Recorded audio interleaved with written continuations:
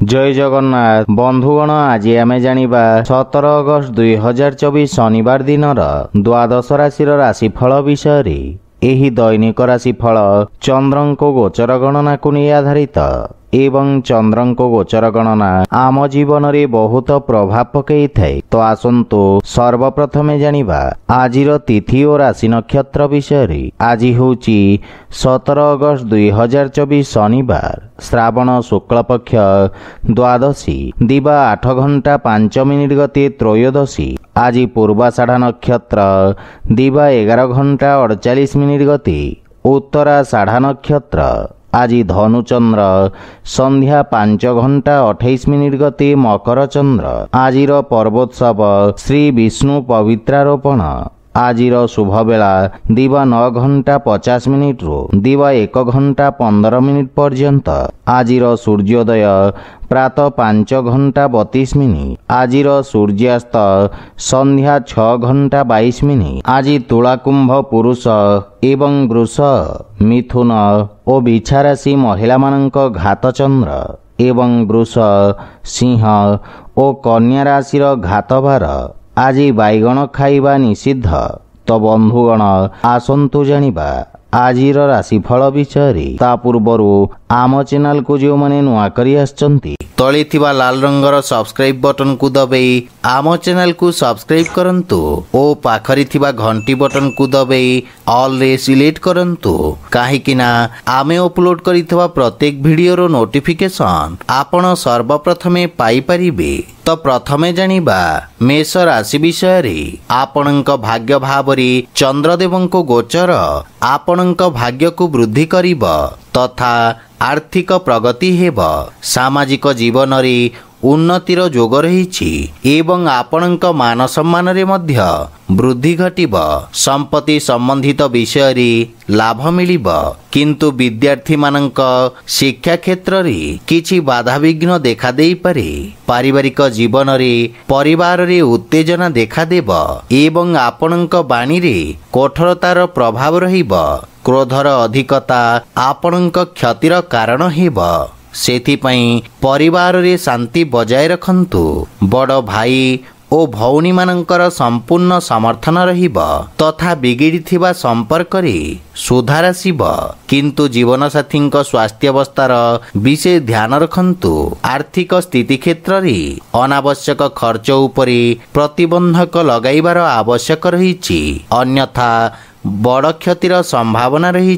स्वास्थ्य दृष्टि समय अनुकूल नुहे। शारीरिक प्रतिरक्षा प्रणाली दुर्बल हेबार संभावना रही। आज आपण असुस्थ रोगी को औषध दान करंतु शुभ फल पाइबे। वृष राशि आपणक राशि स्थान अष्टम भावरी चंद्रदेवंको गोचर हेतु आपणको कार्य क्षेत्र रे किछि समस्यार सम्मुखीन हेबाकु पड़ी पारे किंतु आकस्मिक धन लाभर जोग रही। सामाजिक कार्य रे आपणक योगदान आपणक प्रभाव क्षेत्र को वृद्धि करिब एवं आपणक विपरीत परिस्थिति रे कार्य करिवार क्षमता आपणक सहकर्मी को प्रभावित करिब। परिवार रे कोनोसी व्यक्तिंक सहित मतभेद देखा देबार संभावना रही किंतु आपण निज बाणी कौशल रे समस्तंकु प्रभावित करिबे। जीवन साथींक सहित संपर्क रे प्रगाढ़ता आसिब किंतु पितांक स्वास्थ्य अवस्थार जत्न नियंतु। प्रेम संपर्क मानसिक शांति और सुख सृष्टि करिब। आर्थिक स्थिति क्षेत्र रे आर्थिक लाभ हेब एवं शुभ कार्य रे करा जाइथिबा निवेश आपणक लाभर स्थिति को द्विगुणित करिब। मानसिक चिंता स्वास्थ्य अवस्था को खराब करि पारे। विशेष करी अनियमित रक्तचाप थिबा रोगी माने स्वास्थ्य अवस्थार विशेष ध्यान रखंतु। आज आपण असहाय लोकं को यथासंभव साहाय्य करंतु शुभ फल पाइबे। मिथुन राशि आपणक सप्तम भाव रे चंद्रदेवंको गोचर आपणक सहयोगींक द्वारा लाभ प्रदान करिब। वाणिज्य व्यवसाय रे नूतन संपर्क प्रतिष्ठा हेब जहा पारस्परिक लाभदायक सहभागिता रे परिणत हेब। एही समय ଆପଣଙ୍କ ପାଇଁ ଅତ୍ୟନ୍ତ ଶୁଭ ରହିଛି ତଥା ଭାଗ୍ୟ ଆପଣଙ୍କ ସପକ୍ଷରେ ରହିବ। ପାରିବାରିକ ଜୀବନରେ ଜୀବନସାଥୀଙ୍କ ପୂର୍ଣ୍ଣ ସମର୍ଥନ ମିଳିବ। ସନ୍ତାନ ପକ୍ଷରୁ ସୁଖଦ ସମାଚାର ମିଳିବ। କର୍ମକ୍ଷେତ୍ରରେ ଜୀବନସାଥୀଙ୍କ ପରାମର୍ଶ ସହାୟକ ସିଦ୍ଧ ହେବ ଏବଂ ଜୀବନସାଥୀଙ୍କ ସମ୍ପର୍କରେ ପ୍ରଗାଢ଼ତା ଆସିବ। ଭାଇ ଓ ବନ୍ଧୁମାନଙ୍କର ସମଗ୍ର ସଂଗଠନ ଆପଣଙ୍କ ମନକୁ ଖୁସି ଏବଂ ଆତ୍ମବିଶ୍ୱାସରେ ପରିପୂର୍ଣ୍ଣ କରିବ। ବିବାହ ଯୋଗ୍ୟ ବ୍ୟକ୍ତିଙ୍କ ପାଇଁ କିଛି ଉତ୍ତମ ପ୍ରସ୍ତାବ ଆସିବାର ସମ୍ଭାବନା ରହିଛି। ପ୍ରେମ ଜୀବନରେ ମଧୁରତା ଆସିବ। ଆର୍ଥିକ ସ୍ଥିତି କ୍ଷେତ୍ରରେ ଲାଭ ମିଳିବ ଏବଂ ଦୀର୍ଘକାଳୀନ ଯୋଜନା ଗୁଡ଼ିକରୁ ଆପଣ ଲାଭବାନ ହେବେ ତଥା ନୂତନ କାର୍ଯ୍ୟର ରୂପରେଖା ପ୍ରସ୍ତୁତ କରିବେ। ପୁରୁଣା ସ୍ୱାସ୍ଥ୍ୟ ସମ୍ବନ୍ଧିତ ସମସ୍ୟାରୁ ଆପଣ ମୁକ୍ତି ପାଇବେ ଏବଂ ମାନସିକ ସୁଖ ଏବଂ ଶାନ୍ତି ଅନୁଭବ କରିବେ।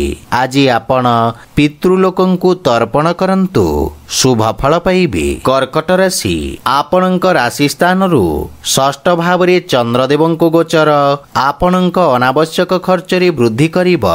ଆପଣ ନିଜ ବୁଦ୍ଧି ଏବଂ କୌଶଳ ବଳରେ ନିଜ ସମସ୍ତ ଲକ୍ଷ୍ୟକୁ ହାସଲ କରିବାରେ ସକ୍ଷମ ହେବେ, କିନ୍ତୁ କିଛି ଗୁପ୍ତ ଶତ୍ରୁ ଆପଣଙ୍କ ଭାବମୂର୍ତ୍ତିକୁ ନଷ୍ଟ କରିବାର ପ୍ରୟାସ କରିବେ। ଆପଣ ନୂତନ ଲୋକଙ୍କ ସହିତ ସାକ୍ଷାତ କରିବେ। କ୍ୟାରିୟର କ୍ଷେତ୍ରରେ ଉତ୍ତମ ଉନ୍ନତିର ଯୋଗ ରହିଛି। ନୂତନ କାର୍ଯ୍ୟ କରିବାକୁ ଆପଣ ଚେଷ୍ଟା କରିବେ। କାର୍ଯ୍ୟକ୍ଷେତ୍ରରେ ସ୍ଥିତିରେ ସୁଧାର ଆସିବ ଏବଂ ସହକର୍ମୀଙ୍କ ପରାମର୍ଶରୁ ଆପଣ ଉପକୃତ ହେବେ। ମାତୁଳ ଘର ପକ୍ଷରୁ ପୂର୍ଣ୍ଣ ସହଯୋଗ ଓ ମାର୍ଗଦର୍ଶନ ପ୍ରାପ୍ତି ହେବ, କିନ୍ତୁ ପାରିବାରିକ କଳହରୁ ଆପଣ ଦୂରେଇ ରୁହନ୍ତୁ ତଥା ପରିବାର ସଦସ୍ୟଙ୍କ ସ୍ୱାସ୍ଥ୍ୟାବସ୍ଥାର ବିଶେଷ ଧ୍ୟାନ ରଖନ୍ତୁ। ପ୍ରେମ ଜୀବନରେ ବାଣୀର କଠୋରତା ହେତୁ ସମ୍ପର୍କରେ ଫାଟ ସୃଷ୍ଟି ହୋଇପାରେ। ସେଥିପାଇଁ ଅନାବଶ୍ୟକ ବାଦ ବିବାଦ ଓ ଯୁକ୍ତିତର୍କରୁ ଦୂରେଇ ରୁହନ୍ତୁ। ଯଦି ଆପଣ ବ୍ୟବସାୟିକ ଋଣ ପାଇଁ ପ୍ରୟାସ କରୁଛନ୍ତି, ତାହେଲେ କୌଣସି ପରିଚିତ ବ୍ୟକ୍ତିଙ୍କ ସାହାଯ୍ୟ ପାଇବାର ସମ୍ଭାବନା ରହିଛି। ସ୍ୱାସ୍ଥ୍ୟାବସ୍ଥାରେ ଗଣ୍ଠିପୀଡ଼ା ଯନ୍ତ୍ରଣା ଭୋଗୁଥିବା ରୋଗୀମାନେ ଉପକୃତ ହେବେ।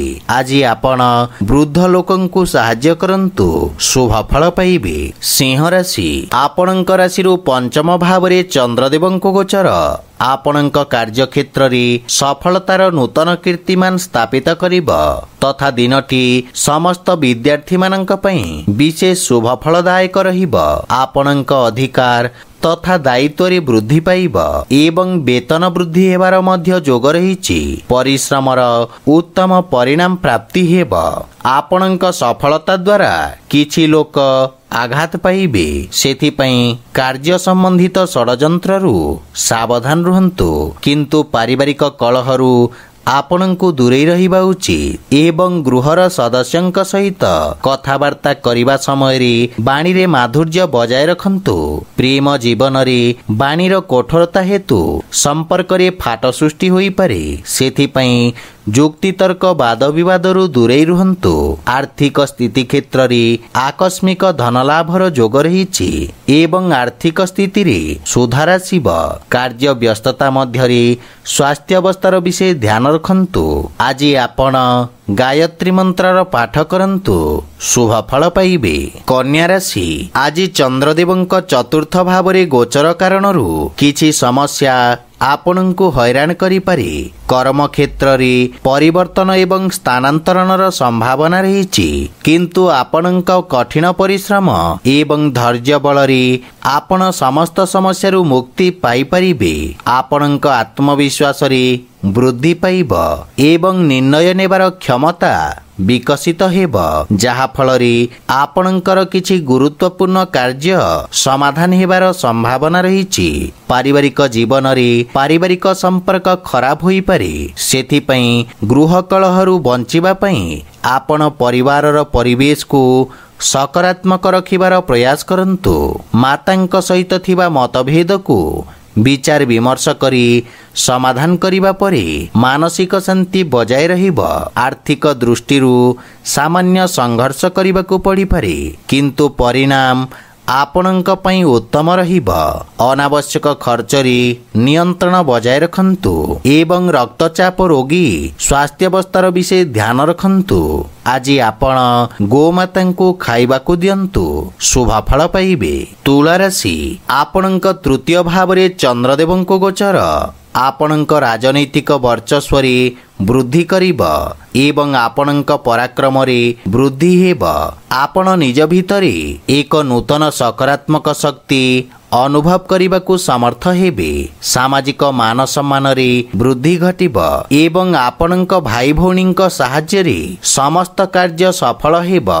ପାରିବାରିକ ପରିବେଶ ସ୍ୱାଭାବିକ ରହିବ, କିନ୍ତୁ ଆପଣଙ୍କ ଭାଇ ଭଉଣୀମାନେ କିଛି ସମସ୍ୟାର ସମ୍ମୁଖୀନ ହୋଇପାରନ୍ତି।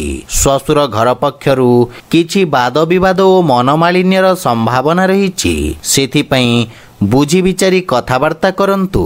ଜୀବନସାଥୀଙ୍କ କିଛି ସ୍ୱାସ୍ଥ୍ୟ ସମ୍ବନ୍ଧିତ ସମସ୍ୟା ଦେଖାଦେଇପାରେ, ସେଥିପାଇଁ ମାନସିକ ଚିନ୍ତାକୁ ନିଜ ଉପରେ ପ୍ରଭାବୀ ହେବାକୁ ଦିଅନ୍ତୁ ନାହିଁ।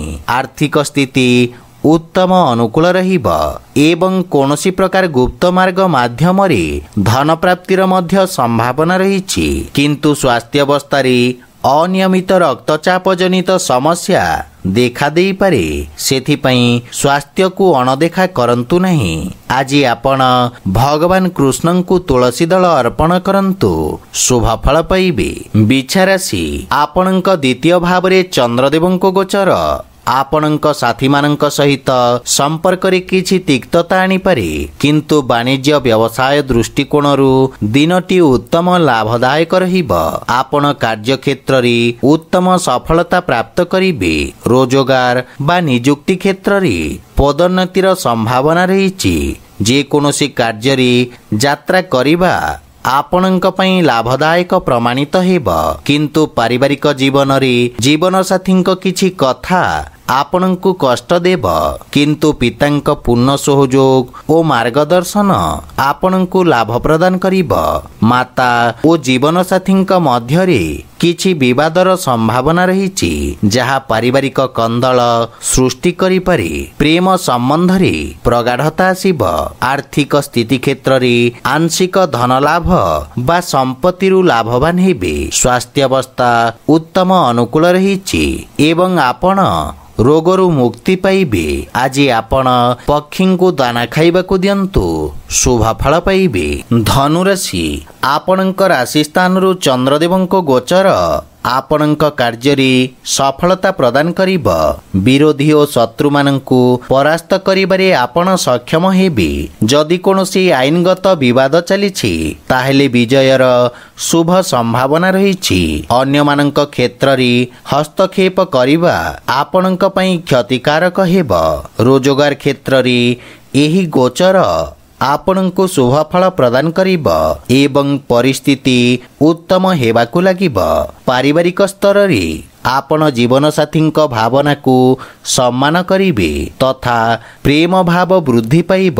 ପରସ୍ପର ମଧ୍ୟରେ ଗୁରୁତ୍ୱପୂର୍ଣ୍ଣ ବିଷୟରେ ଚର୍ଚ୍ଚା କରିବେ, ଯାହା ଜୀବନ ସମ୍ବନ୍ଧିତ ଗୁରୁତ୍ୱପୂର୍ଣ୍ଣ ନିଷ୍ପତ୍ତି ନେବାରେ ଆପଣଙ୍କୁ ସାହାଯ୍ୟ କରିବ। କୌଣସି ସମ୍ପର୍କୀୟଙ୍କ କଥାବାର୍ତ୍ତା ଆପଣଙ୍କୁ ବ୍ୟଥିତ କରିବ ଏବଂ ପ୍ରେମ ସମ୍ପର୍କକୁ ନେଇ ଆପଣ ସାମାନ୍ୟ ଚିନ୍ତିତ ରହିବେ। ଆର୍ଥିକ ସ୍ଥିତି ଦୃଷ୍ଟିରୁ ସମୟ ଉତ୍ତମ ଅନୁକୂଳ ରହିଛି ଏବଂ ପୁରୁଣା ଋଣ ଭାରରୁ ମୁକ୍ତି ମିଳିବ। ସ୍ୱାସ୍ଥ୍ୟାବସ୍ଥା ଉତ୍ତମ ଅନୁକୂଳ ରହିବ ଏବଂ ପିତ୍ତ ସମ୍ବନ୍ଧିତ ରୋଗରୁ ଆରାମ ମିଳିବ। ଆଜି ଆପଣ ଭଗବାନ ଶ୍ରୀ ଜଗନ୍ନାଥଙ୍କ ଉପାସନା କରନ୍ତୁ, ଶୁଭ ଫଳ ପାଇବେ। ମକର ରାଶି, ଆପଣଙ୍କ ଦ୍ୱାଦଶ ଭାବରେ ଚନ୍ଦ୍ରଦେବଙ୍କ ଗୋଚର ଆପଣଙ୍କ ରୋଜଗାର କ୍ଷେତ୍ରରେ କିଛି ବାଧାବିଘ୍ନ ସୃଷ୍ଟି କରିବ। କ୍ରୋଧର ଅଧିକତା ଆପଣଙ୍କ ପାଇଁ କ୍ଷତିକାରକ ହେବ। ଯେକୌଣସି ନିଷ୍ପତ୍ତି ନେବା ପୂର୍ବରୁ ଭବିଷ୍ୟତର ଯୋଜନା ବିଷୟରେ ଭଲ ଭାବରେ ଚିନ୍ତା କରିବା ଆପଣଙ୍କ ପାଇଁ ଲାଭଦାୟକ ହେବ। ବିଦ୍ୟାର୍ଥୀମାନଙ୍କୁ ନିଜ ଏକାଗ୍ରତା ବଜାୟ ରଖିବାକୁ ଅଧିକ ସଂଘର୍ଷ କରିବାକୁ ପଡ଼ିବ।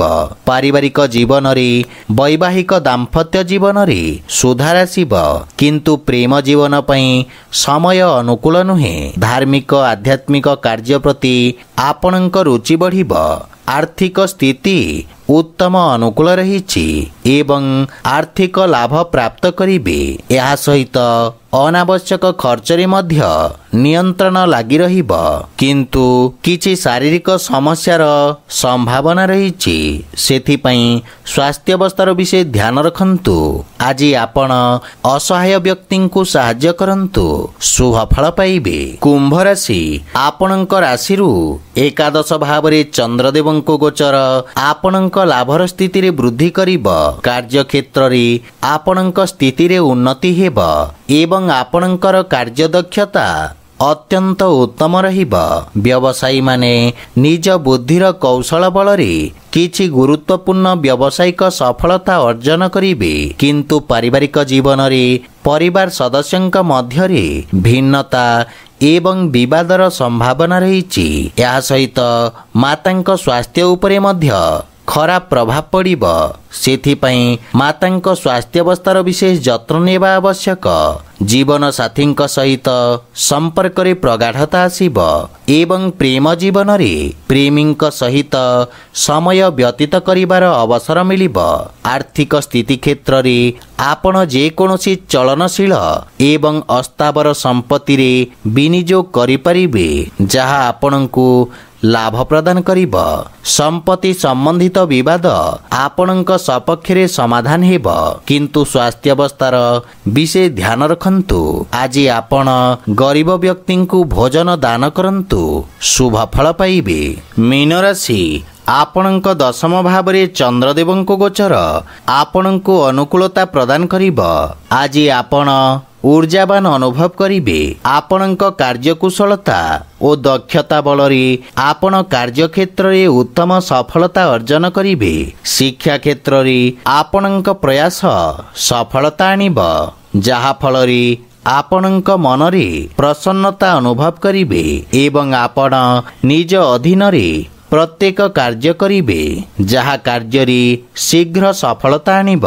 आपण निज विरोधी और प्रतिद्वंदी को परास्त करिबारे सफल हेबे। क्रीड़ा क्षेत्र जड़ित व्यक्ति को विशेष सफलता प्राप्ति हेब। प्रेम जीवन रे समय उत्तम अनुकूल रहिब एवं नूतन संपर्क स्थापित हेब, जहा फलरे आपणक मानसिक चिंता दूर हेब एवं आपणक आत्मविश्वास वृद्धि पाइब।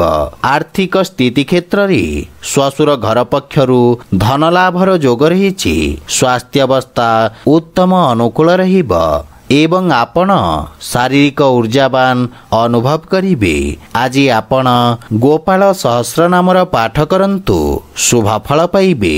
तो बंधुगण, यह थिला आजिर द्वादश राशिर राशिफल विषय। जदि भिडियोटी आपण मानकु भल लागि थाए लाइक शेयर और कमेंट करि जणांतु एवं एही परी नीतिदिन निज राशिफल विषय जानिबा पई आम चैनल को सब्सक्राइब करंतु ओ पाखरे थिबा घंटी बटन को दबे ऑल रे सिलेक्ट करंतु। जय जगन्नाथ।